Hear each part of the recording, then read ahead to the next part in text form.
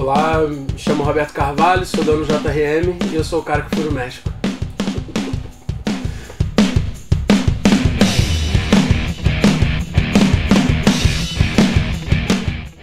Olá, eu sou o Bruno Jordi, a gente está no Estúdio Quarto, na sua terceira formação.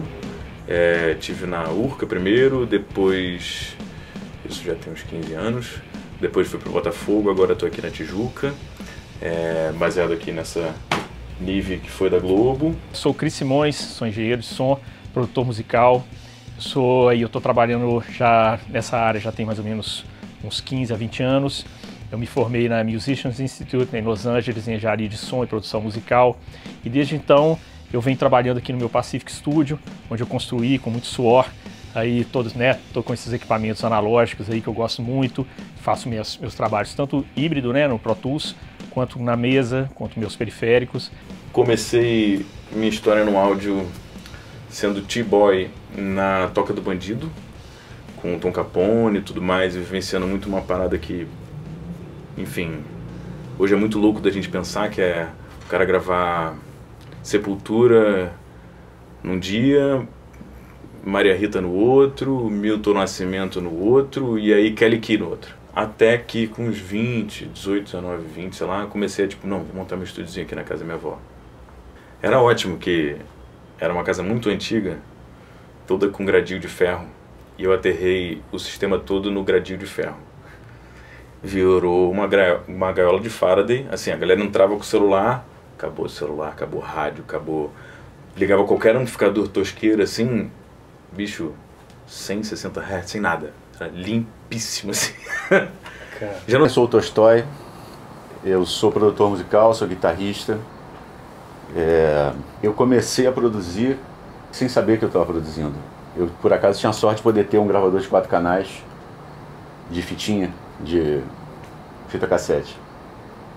E eu sempre tive banda. E para tocar nos lugares, você tinha que ter uma fita demo para apresentar. E eu não sei porquê, que todas as casas falavam, não, tem que ser uma fita pelo menos de 8 canais, gravado num estúdio com fita. Daí tá bom. Aí eu fazia em 4 canais, gravava de 3:1, para ir mono mesmo, para ir juntando, e a gente falava sempre que eu falava que gravava no estúdio tal, no fórum, no caso, que era o estúdio. Aí escutavam, beleza, pode tocar aqui. Aí um monte de amigos começaram a me procurar para fazer para eles também. E aí eu conheci o Tom Capone através de um amigo meu, o Marco de Floripa, que veio morar no Rio. Ele tinha conhecido o Tom Capone em Brasília. O Tom tinha acabado de chegar de Brasília. E o Marco falou pra mim, cara, eu tenho um amigo que faz isso também, em 4 canais. E aí que eu fui me ligar que isso é produção musical, faz parte também, né, da produção musical. Não é só isso, não é? E eu comecei assim. E experiências sempre gravando em outros estúdios de madrugada, que sobrava, que amigos trabalhavam, aí você podia gravar de graça, né? Desde o ADAT, desde a fita, passando por ADAT. Eu sempre falava que nunca ia trabalhar com computador na minha vida, cara. Olha que loucura. Aí um amigo meu que tinha nada a ver com a música mostrou um troço gravado porque ele trabalhava com computação, com sei lá o que ele fazia antes, com computação. E ele, olha só, dá pra gravar aqui, fala aí o negócio. Tinha com o microfone bem vagabundo. E aí eu falei, caralho, eu me assustei. E eu lembro logo depois que eu vi o Tom mexendo no Pro Tools também, cara. Minha primeira experiência com o Pro Tools foi com o Tom Capone. Cara, e aí eu falei, cara, só que não tinha como ter em casa essa porra, cara. Então você tinha que ir nos estúdios dos amigos que tinham Pro Tools. E tinha aquela coisa também de já gravar, que é uma coisa que eu trago até hoje, apesar de também fazer do outro jeito, gravar com um som mais próximo, ou exatamente igual como você quer, ou mais próximo, como você quer mais próximo. Porque até a mixagem a mix da música, você já começa a pensar no arranjo, né, cara? Comecei, quando eu voltei de Los Angeles, eu montei o Pacific, né, eu tinha esse móvel aqui, e, cara, uma coisa muito simples, era uma mesa de jantar que eu tinha, 2 KRK, uma Digi 02, Presonus, cara, uma coisa, um pod, uma coisa ou outra, e bicho, impressionante que eu fiz muitos discos legais nessa época. Um, inclusive, foi do Pete Passarel, cara, que é o vocalista, que era vocalista do Viper, que compõe todas as músicas do Capital Inicial, que foi muito legal, e eu fiz só com esse equipamento. Eu tinha um pré também, um Great River, que era o que eu mais usava para passar voz, essas coisas, que era uma cópia do DS73, então era uma coisa, né, que deu para fazer muito trabalho legal. Obviamente, quando eu estudei lá em Los Angeles, meu sonho era ter uma 4000, porque eu estudei lá numa 4000G, e há 6, 7 anos atrás eu consegui adquirir. Ela veio, obviamente, cheia de problemas, né, porque é uma mesa muito antiga, não tinha tido manutenção, então a gente fez um recap nela, trocou todos os capacitores na mesa, então ela voltou à vida. Então ela tem mais pelo menos uns 15, 20 anos de sobrevida aí, e é onde que eu trabalho hoje em dia, que eu curto pra caramba, e é onde que eu tenho esse estúdio que eu montei com todo, né, o carinho, né, que a gente tem. Fui comprando as coisas pontuais que eu achava que era necessário para mim. E eu cuido muito disso, né? Então é um amor que a gente tem muito grande, porque que a gente estava até conversando, né? Se você pôr isso no papel, você fala, pô, tanto que eu gastei nessa mesa, tanto que eu gastei nos periféricos. Pô, será que isso vale a pena? Se eu mostrar isso para um investidor, ele vai falar, cara, você é louco, né? Você botou, né, boa parte do que você ganhou nisso aí. Mas, cara, mas eu gosto, sacou? Tipo, né? É uma coisa que eu amo fazer e, bicho, eu não arrependo nenhum momento. É a coisa que eu mais gosto, é passar o tempo aqui. Eu comecei com banda, tendo banda, e sempre tem o cara da banda que tem um amplificador e que gosta de perceber que o SM57 fica melhor na guitarra do que o 58. Enfim, a gente começa pensando assim, né? E comecei rapidamente também a gravar no Audacity, Vegas, microfone de computador mesmo. Por sorte, tive essa entrada com o Tom Capone e com o Tolstói. Também foi uma outra pessoa que, tipo, toda semana me emprestava um microfone, um pedal, uma coisa assim. Bom, de bandinhas eu comecei a me interessar bastante, assim. Tive aquela primeira resolução de, bom, banda com pessoas que não querem fazer música não dá certo. Normal, porque todo mundo tem que estar querendo fazer aquilo, pelo menos, né? Fui fazer faculdade de música, tinha um estúdio da faculdade, eu me interessava por ele, era um puto estúdio, Projeto do Som do Vale, muito legal, com uma porrada de microfone, faltando XLR. No estúdio da Unirio, uma porção de microfone de fita, e na Unirio tinha uma coisa muito legal, que era uma porrada de grupo, fagote, corno inglês, trompete, trombone, sabe? Que dava para experimentar com instrumentações não ortodoxas, digamos assim. Porque, obviamente, eu venho do universo baixo, guitarra, bateria, como todo mundo de banda. E aí, daí, foi um pulo, assim. Eu comecei a fazer posada, fiz tipo isso, umas bandinhas pequenas no Rio. Meu pai viu isso bastante. E eu já estava fazendo, assim, Neculacracia, que umas galeras um pouco mais médio porte, já gravando. Enfim, acho que eu estava muito nos estúdios, então a galera me reconhecia por aí. E acabou que... Peraí, filha. Qual foi? Estúdio com gato, né? Então tá. Fica aqui, vamos astralizar o ambiente. Opa, eu sou Yuri Queiroga, sou produtor musical, natural de Recife, Pernambuco. Produzi alguns discos de Elba Ramalho, né, que é a cantora Elba Ramalho, China. Tô terminando um disco de Flávia Ferro, que é uma artista lá de Recife também.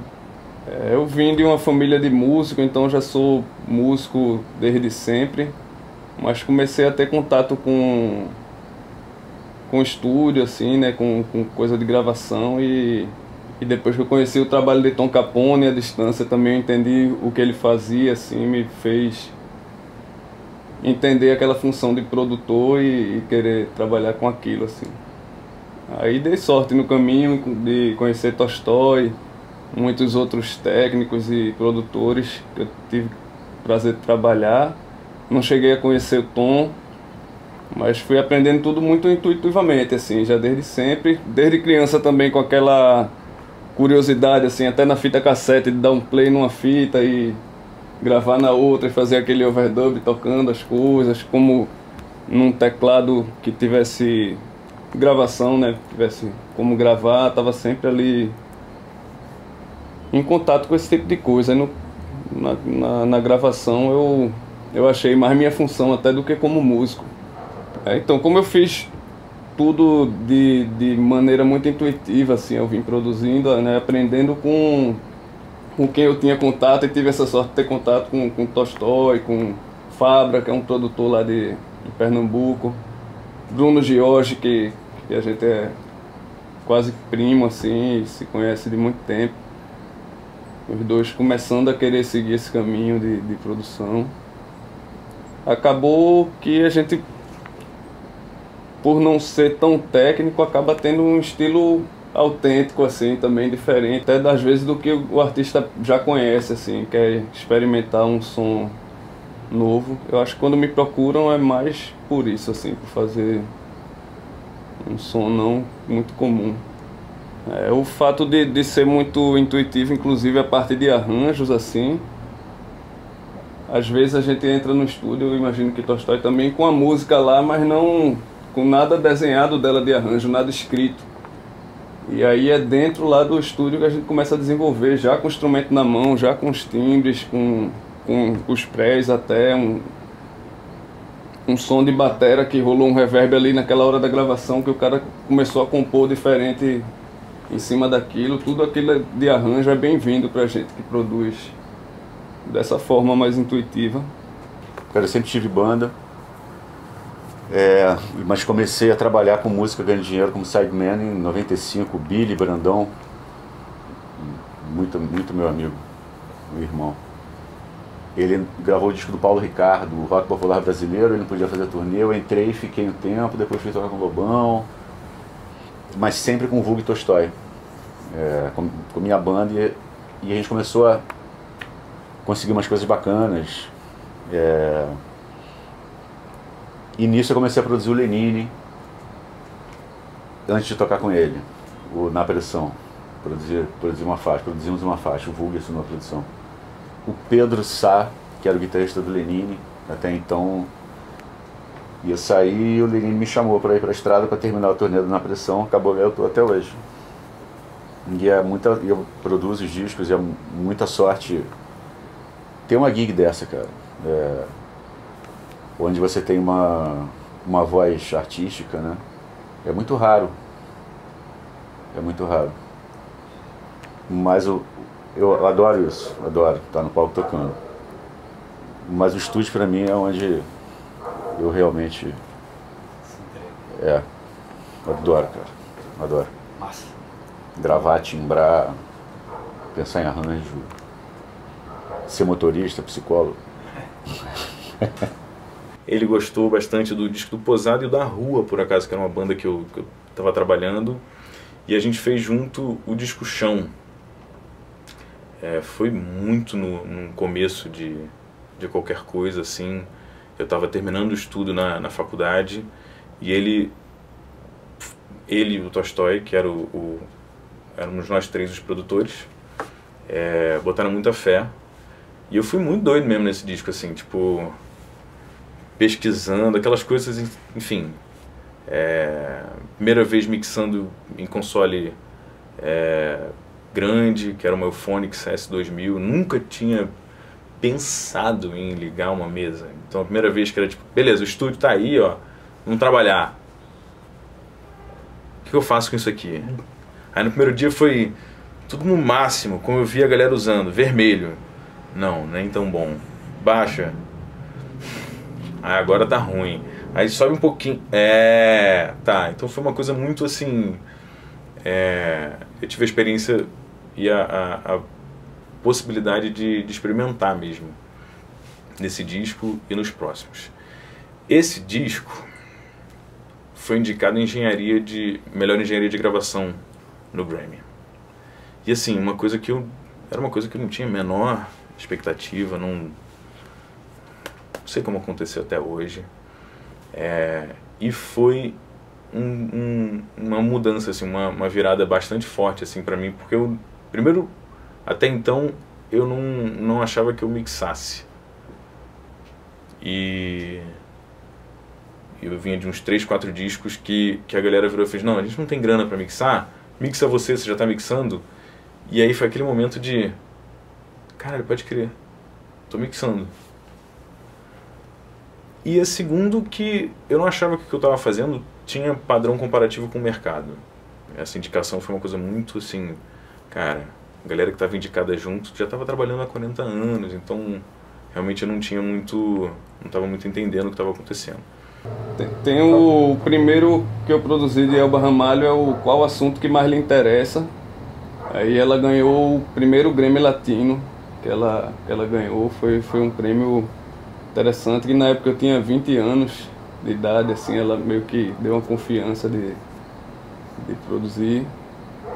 E esse disco deu um resultado muito bom, mas todos os discos eu me emociono muito, a gente acaba fazendo muito parte de cada disco. A gente trabalha também muito com letras, né, assim, com o discurso que aquele disco diz, então Tolstói tem muito isso também. A gente carrega um monte de músicas que a gente se orgulha, assim, pra gente faz a diferença total. Espero que para as pessoas também.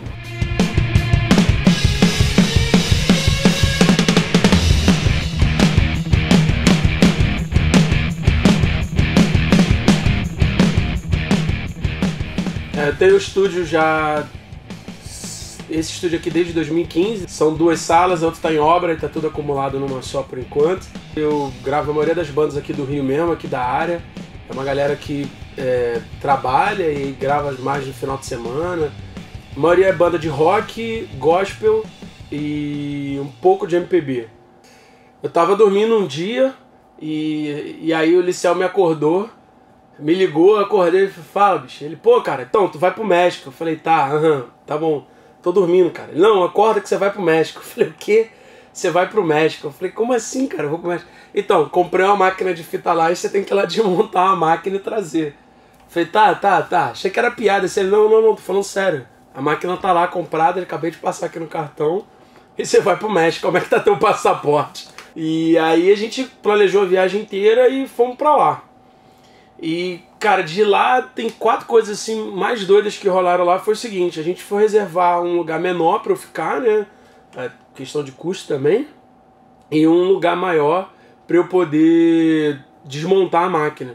E aí tinha que ser, eu tava procurando um lugar que tivesse uma garagem, porque eu entraria com a máquina e desmontaria a máquina na garagem. Aí procurei um lugar lá que parecia isso, só que era tipo um conglomerado de casa, era tipo um apartamento com uma garagem gigante. Eu cheguei com uma caixa que devia ter, sei lá, uns 2 metros de altura. Pra entrar numa garagem, cara, tiveram que deitar a caixa, entrar numa empilhadeira.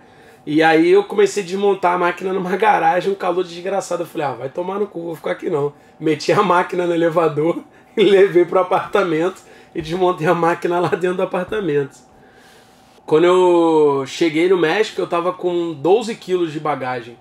Alguns dados que eu anotei depois, assim, pra poder... Porque isso era muito legal.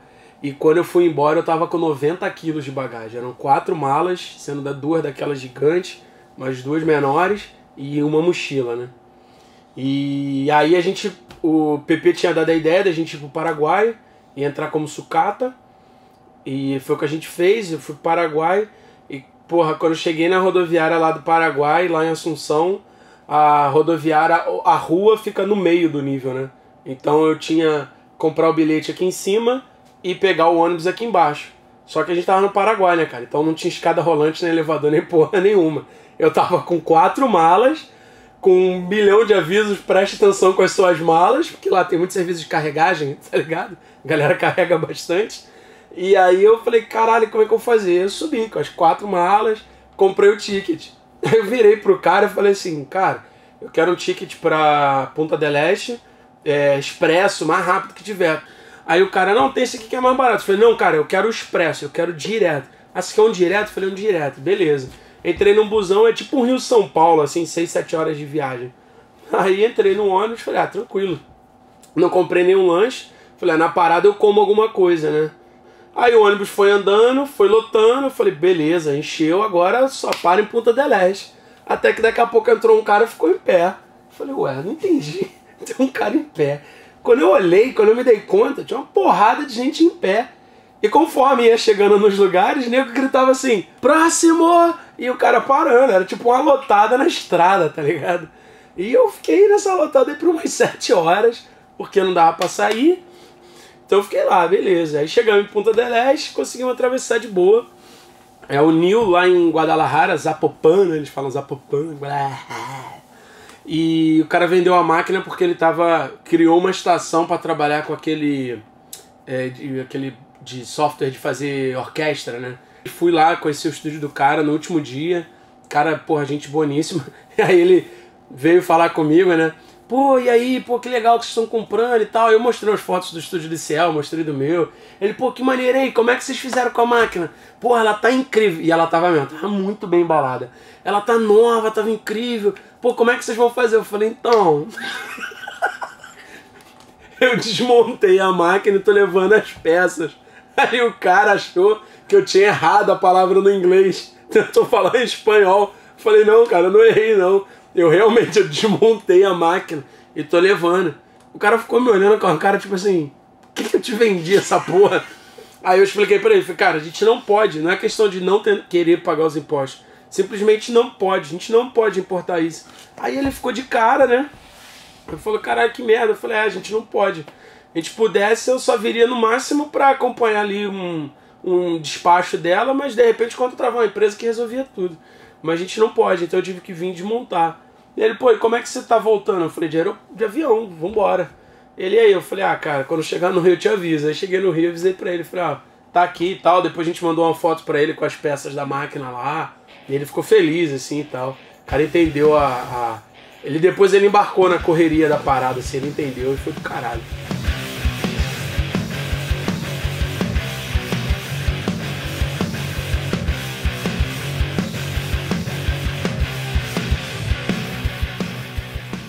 Cara, eu gosto muito, quando é uma banda, eu gosto muito de ensaiar antes. E ensaiar hoje em dia pode ser eu estar junto com eles no estúdio, eles ensaiarem, gravarem, mandar, eu escutar e escrevo de volta o que eu tô achando. Mas eu gosto muito de fazer isso junto. E poder fazer isso é maravilhoso, né? E depois gravar a base aqui, todo mundo tocando junto. Aí acontecem acidentes que são pro bem, muitas vezes, né?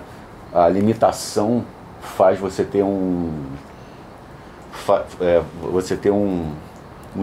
procurar um estilo perto daquele timbre que você está conseguindo na hora. Muitas vezes o erro te dá uma ideia nova. Que os meus ídolos, né? Um deles é o Chris Loraldi, que inclusive ficou meu amigo e tal. Ele trabalha numa E também. Então eu falei, cara, eu quero o som daquele cara, eu quero o som daquele cara. E bicho, eu comprei a mesa igual do cara, sabe? Tipo... a ideia foi essa, assim, desde o começo, porque a gente quer uma sonoridade X. E a gente fala, por que esse cara chega nessa sonoridade? O equipamento é uma ferramenta, mas eu queria ter essa ferramenta também, né? Pelo menos a ferramenta, né? Então foi uma coisa muito legal e que eu acho que uma mesa que, independente, né, dessa briga de digital analógica em mixagem, mas para gravar, vamos supor, eu sou produtor, né, então para gravar eu não vejo coisa melhor que um console desse nível para fazer uma gravação, porque aqui já está tudo na mão, todos os press, todos os periféricos, então eu quero equalizar, comprimir, já deixar o som mais pronto na gravação, para depois, na hora que chegar na mixagem, ser muito mais simples, muito mais fácil. Então essa mesa eu acho que eu nunca vou desfazer dela enquanto eu mexer com música. Eu sou, no quesito mais técnico assim, eu gosto muito dos equipamentos analógicos mesmo, esses manufaturados. Tem Neilton lá em Recife, não sei se você conhece, Altovolts. É uma marca de amplificadores valvulados feito à mão em Recife, por Neilton, que é guitarrista do Devotos, que é um mestre também, Neilton. E aí, bom, você também constrói, Arthur Jolie, tem uma galera que constrói equipamentos que são próximos nossos. Eu acho massa chegar aqui e ver. Eu fui percebendo muito cedo assim que eu só ia chegar em resultados, digamos, de mercado, sei lá, que eu consigo ouvir junto com o Radiohead e não passar tanta vergonha assim. Vergonha eu passo, mas não tanta assim. Com equipamentos. E assim, para comprar no Brasil, é impossível. Então, essa foi uma segunda jornada, assim, de muito por fazer assistência em estúdios e assistência de manutenção. Eu tive acesso a estúdios falindo. Muitos estúdios falindo. Que também foi uma coisa que nos últimos 10 anos aconteceu, né? Não vou agradecer a isso, mas agradeço a isso porque foi como eu consegui montar meu estúdio, assim, contato. E no momento em que o dólar estava um pouquinho mais baixo, ter a grana na hora que a galera estava se desfazendo dos grandes estúdios, porque realmente não existe mais, não faz mais sentido, não vale mais a pena. Tive a sorte também de, ao longo dessa jornada, no estúdio do Cassim, ele ter dado mole com um contato em cima da mesa de um segurança do depósito da Globo, que foi quem me vendeu a Nive, a minha Studer, meus amplificadores de caixa, muita coisa, a preço de coisa jogada fora. Eu acho que só assim é possível de ter um estúdio, hoje em dia. A gente acabou de colocar uma máquina de fita aqui, que é essa TR-80, que o Liceu me deu de presente. E a gente veio lá do Bunker Analog, lá do Anderson Guerra, a gente foi lá buscar. E a gente vai começar a usar bastante a máquina de fita. Eu gosto muito de gravar com uma Ramsa. De preferência se der a banda tocando toda junto, apesar de aqui tá um pouco apertado. Mas normalmente essa sala dá pra gravar legal, baixo, bateria e uma guitarra. E eu gosto de gravar passando na Ramsa, que eu gosto muito dos prés dela. Eu tô com essa Tascam agora pra mixar, mas ela já tá indo embora porque eu fui no sul buscar uma nova. Eu comprei uma mesa lá no sul, tava em Igrejinha, lá no Rio Grande do Sul, e aí não dava pra mandar, porque custaria 5 mil. Falei, foda-se, então eu vou lá e busco essa porra. Peguei meu carro, viajei 13 horas num dia, dormi em Joinville, 7 horas até a Igrejinha no dia seguinte, mais 8 horas de volta, dormi em Joinville, acordei e 13 horas depois eu tava no Rio de Janeiro, sacou? Fui lá realmente só buscar porque não tem miséria, cara. Quer fazer o negócio e tem que ser do jeito que é, sacou? Porque não dá, cara. Se for pagar pra fazer tudo, é inviável, sacou? No meu caso, eu não sei construir os equipamentos, então eu compro os equipamentos baratos, não interessa onde ele tá. Eu sei dirigir, então eu dirijo até onde tá a parada e busco equipamento. Porra, isso aqui. Eu sempre quis ter isso, cara. Sempre quis, cara. São 2 canais da EMI, do Abbey Road, né? De uma das mesas lá do Abbey Road. Que é o som que a gente cresceu, eu que sou velho. É o Augusto Pink Floyd, né? Os Beatles. E é impressionante, né, cara? Com essa porra tem um som, né? Equalização maluca. E, cara, ia passando por assim. Aí tudo fica bom.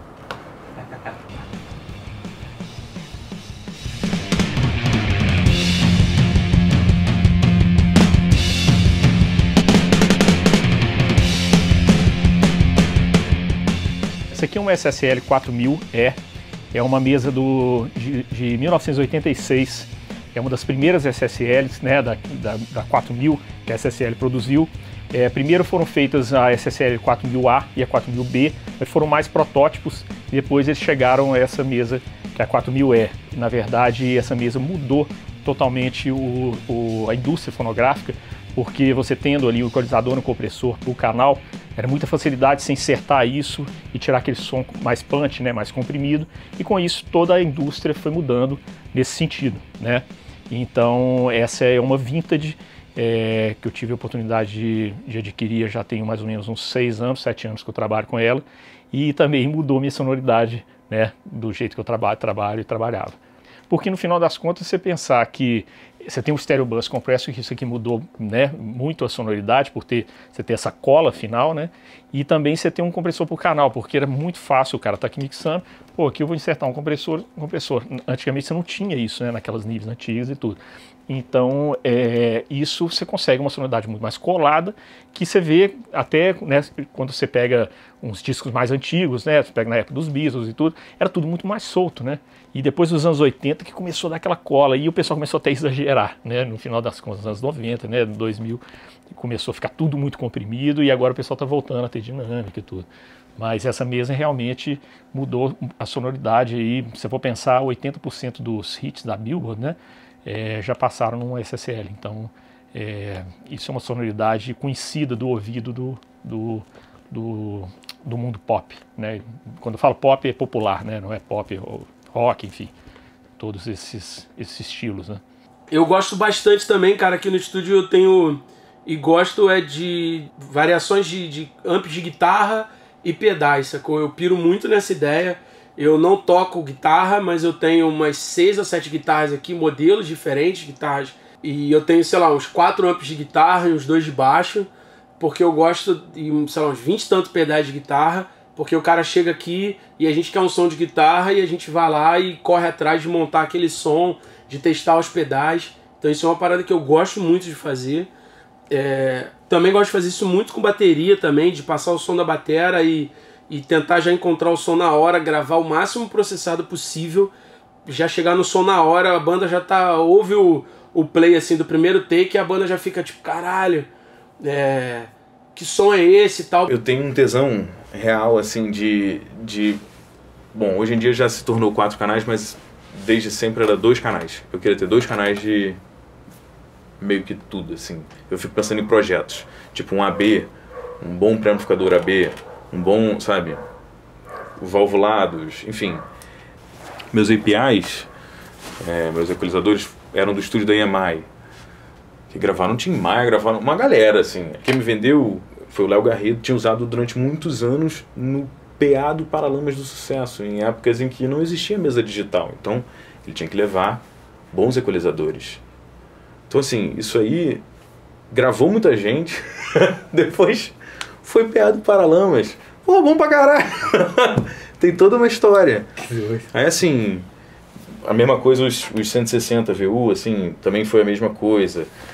Meu Fatso era do Superfuzz, que foi um estúdio que gravou todo mundo do indie e do rock carioca, assim. Os 176, os de Stresso, eles eram do Gabriel Pinheiro, assim, que é de Chico Buarque, a Bethânia, aquela galera assim, saiu do estúdio dele, porque ele tá fazendo mais cinema e tudo mais. Eu gosto também do equipamento com aquele DNA, né? Tipo, pô, não passou anos em cima da prateleira, não. Tava sendo usado, agora deixa eu usar também. Quando tem esse tipo de valor, obviamente que você aperta o botão do comprar do Mercado Livre mais rápido, né? Tipo, esses Orman eram da Polisson, eram de corte de vinil. Aí parte para as coisas da diversão, assim. Eu sei que você também gosta disso. Channel strip de mesa. Eu cheguei à conclusão muito cedo que a forma como o equalizador funciona faz muita diferença no que você vai conseguir de resultado com ele. Então, assim, um Pultec, você não vai conseguir o som de um Pultec com um 1073, você também não vai conseguir um som de 550 A ou B com... Não consegue. Sempre quis ter um Pultec. Pultec é muito caro, não dá para ter Pultec. Hoje em dia, eu acho, assim, você pode ou fazer um do it yourself, ou tem essa galera na Rússia, a Magnetec, que faz com equipamento New Old Stock. Então, transformadores soviéticos, válvulas soviéticas. Se você for ver o manual, é tudo válvula com nomenclatura que Deus sabe lá. Mas ele mede a emissão de cada válvula, ele mede cada transformador, ele te manda a tabelinha para o dia que você quiser fazer uma cópia. Nossa. Se não tiver uns 2, 3 anos, a gente garante que vai estar num funcionamento bem similar. E aí, assim, a primeira pergunta que ele me fez foi: onde você vai usar?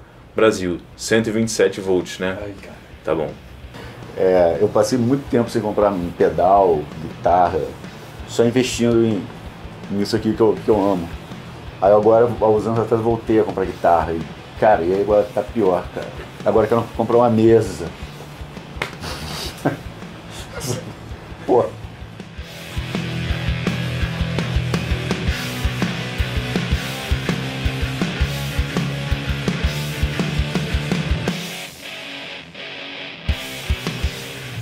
pra quem tá começando, cara, tenta sempre ter uma primeira experiência gravando vocês mesmos, que seja na casa de um amigo, uma demo, para vocês saberem, pra não tentar chegar, até para não te enrolarem e para você se comunicar melhor com o cara que tá te atendendo. Tenta ter uma experiência gravando suas próprias coisas. E isso tem uma limitação que pode ser criativa. Tem que sempre pensar em somar com outras pessoas de fora. Vai ter sempre esse momento. Hoje em dia, cara, a informação tá aí. Tem um monte de gente tirando som foda, cara. Foda, vai chegar mais rápido do que você quer. Um pouco da crise também. Não dá pra você colocar um preço no trabalho de alguém. Por isso você tem que perguntar pra pessoa quanto é. E ela vai te dizer. Uma coisa que me disseram muito, que eu sempre carreguei, é ouvir muito, né? Quem quer trabalhar com isso, acho que tem que ouvir muito. Eu desde cedo trabalhei muito nessa coisa assim de ouvir. Tolstói é testemunha que eu ficava, me mostra o som novo, manda som pra mim, manda coisa. Eu sempre fui assim, atrás de conhecer, abrir mesmo a biblioteca para quando você for criar, saber para que lado vai, o que já foi feito, o que não, o que traz uma referência boa. Eu acho que um grande toque é esse, assim, sempre aprimorar, né? A gente vai morrer aprendendo assim, então tá sempre buscando aprender. Eu acho muito importante esse tipo de canal de vocês, assim, de informação, de passar as partes técnicas, de conversar com quem trabalha com isso, porque quem tá buscando aprender vai buscar. Eu já aprendi muito vendo você falar e tal, e eu acho que você ter esse tipo de documento na rede, assim, para as pessoas terem acesso, eu acho importante. Só vai crescer assim nas produções, na música de todo mundo. Cara, pra mim o estúdio é conviver com o conteúdo negativo todo dia, feliz com cada equipamento que chegou, com assim, chegou um cabo, terminei um DB25, agora eu vou poder ligar tudo no meu pad, oh meu Deus. E assim, a cada dia você se depara com uma alegria menor, e que dura menos, e que custa mais, e que você tem que trabalhar mais para conseguir a alegria de... Bom, assim, por outro lado, quanto mais você tem, mais divertido fica cada sessão que você começa, assim, Comecei, puta, vou usar esse bumbo aí aonde? Num nível, num Pultec, num 17000, 160, ou de Stressor, Mas eu ainda quero, porra, e aí, meu Fairchild? Quantos anos eu vou ter que trabalhar para ter um Fairchild? Uma coisa que me ajudou muito a trabalhar com o Liciel no laboratório é que você para de ter preconceito com equipamento velho, para de ter preconceito com qualquer tipo de equipamento. Você só vê o seguinte, cara, esse equipamento é uma construção boa e você pega e usa, sacou? Eu uso uma Ramson, uma mesa que, cara, quase ninguém deve saber que porra é essa. Eu peguei uma Tascam, já trabalhei com mesa do mais N tipo, sacou? Soundcraft, foda-se, eu pego a parada e eu uso o negócio, porque você sabe que o que importa ali é tirar o som, arrancar o som do equipamento ali, entendeu? Utilizar o equipamento o máximo que ele permite. E, porra, você pega os equipos velhos, eles são cada vez mais bonitos, feito todo à mão. E aí você abre hoje um amplificador valvulado, ele tem um PCB, chega a dar até uma tristeza, assim, tipo, nossa. Tem os equipos tipo o Afex, tá ligado? O Exciter da Afex, ou o pré da Afex, que é os equipos foda, que a gente, porra, usa lá de 80, que nego achava do caralho, hoje ninguém dá valor, vende baratinho, a gente compra e usa, cara. Tem um pré da Afex aqui, valvulado, e é animal usar ele, sacou? Eu tava com o Exciter esses dias aqui, e agora eu quero um pra mim, sacou? Você, porra, você perde esse preconceito total, que o equipe é foda. Na década de 80 a equipe era foda, só que nego inventou que tá ultrapassado. Não existe isso, sacou? O som que eu quero tá em 70, tá em 80, tá em 90. Então os equipamentos tem que ser de 70, 80 e 90. Então é isso, cara, é pegar os negócios da antiga e descer a mão. Só pra reiterar uma coisa que você fala muito gravar em casa. Gravar em casa é importante, gravar muito, gravar mal e gravar bem, e gravar tosco, e gravar sem precedentes, e gravar uma ideia que com certeza vai dar errado. Essa ideia que talvez dê certo, sabe? Acho que com certeza não investe nelas, porque tipo, tudo que tá certo já, é muito chato e gravar em casa, com ruído, tipo, passou o ônibus e o take estragou, mas você não tá preocupado com o preço que você tá pagando por hora. Então assim, gravar muito. Pra mim o estúdio é um balde furado porque você gasta sem fazer conta, você simplesmente só gasta, entendeu? A conta tá pagando, as contas estão pagas, o dinheiro que sobrou você vai gastar em equipo sem se preocupar, tá ligado? Eu tenho coisas que talvez eu tenha usado uma única ou duas vezes, e pra mim foi foda ter elas essa única ou duas vezes porque elas resolveram o problema. Então você simplesmente vai e compra, cara. Apareceu uma mesa lá, eu compro, apareceu um mic, você vai comprar, e você vai jogando grana e foda-se essa coisa. Eu simplesmente gravo banda e compro equipamento e é isso aí, sacou?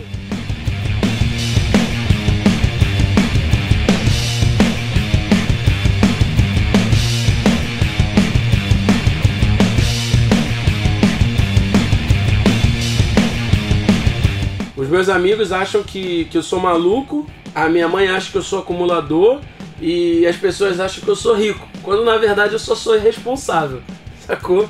E com isso, meu medo antigamente era morrer e minha ex-mulher vender tudo pelo preço que eu dizia que tinha pago. E hoje é minha mãe doar, porque ela acha que eu ganhei tudo que eu tenho, tá ligado? Porque ela não consegue entender essa irresponsabilidade.